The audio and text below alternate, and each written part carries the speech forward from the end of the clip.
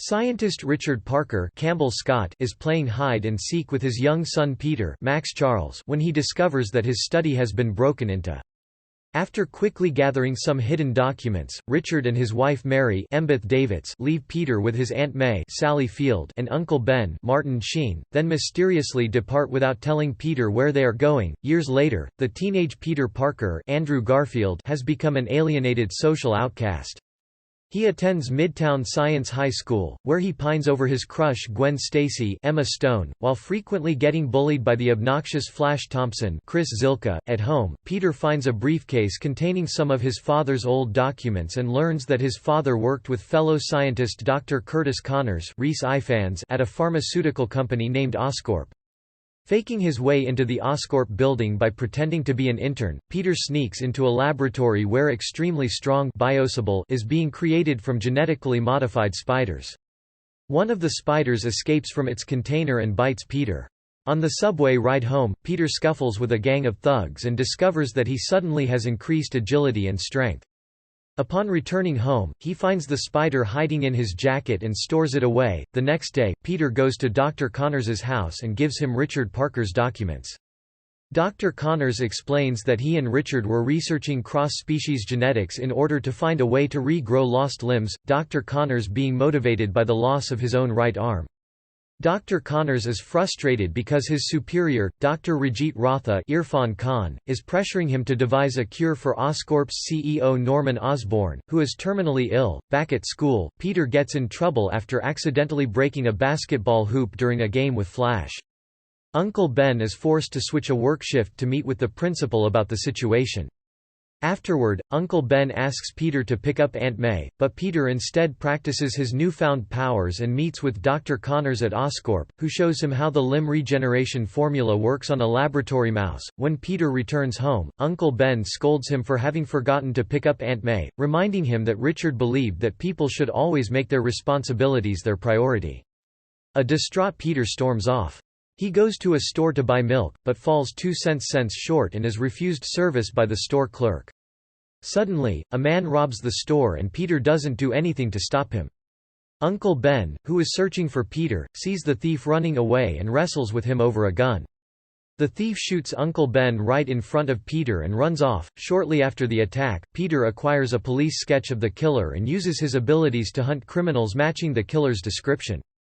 After attacking a man who fits the description, he is chased by a gang and falls inside an abandoned gym, and a luchador wrestling poster inspires him to create a mask. Later on, he adds a spandex suit for mobility and suddenly becomes a folk hero who the public refers to as Spider-Man. The police, led by Gwen's father, Captain George Stacy Dennis Leary, soon start a manhunt for the masked vigilante. Meanwhile, Dr. Ratha fires Dr. Connors for refusing to immediately start human trials of the limb regeneration formula. He takes a sample of the drug and plans to test it at a Veterans Administration hospital under the guise of flu shots. Growing desperate, Dr. Connors injects himself with the formula, and passes out.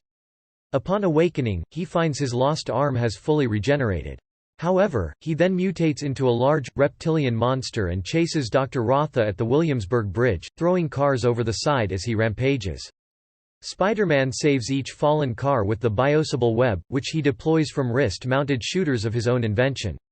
With a great deal of difficulty, he also manages to save the life of a young boy trapped in a car that has fallen from the bridge and that Spider-Man is holding suspended in mid-air through the biosable webbing. Spider-Man then confronts the lizard in the sewers, barely escaping alive. Unfortunately, Peter leaves behind a camera he used to expose the lizard's intentions, a camera inscribed with his name. The lizard finds it and learns Spider-Man's real identity.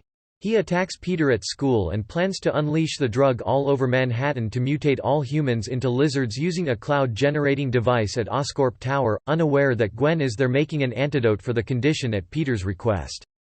The police mobilize to stop both him and Spider-Man, but are delayed when the lizard infects officers with small doses of the chemical. Captain Stacy learns Spider-Man's real identity and allows him to go stop Connors while proceeding to the tower himself after Peter mentions that Gwen is there making the antidote. However, during the manhunt, Spider-Man was wounded by a police bullet and is having difficulty swinging from building to reach Oscorp Tower. The father of the young boy whose life Spider-Man saved works in construction, and hears about what's going on through the radio and TV while working an evening shift.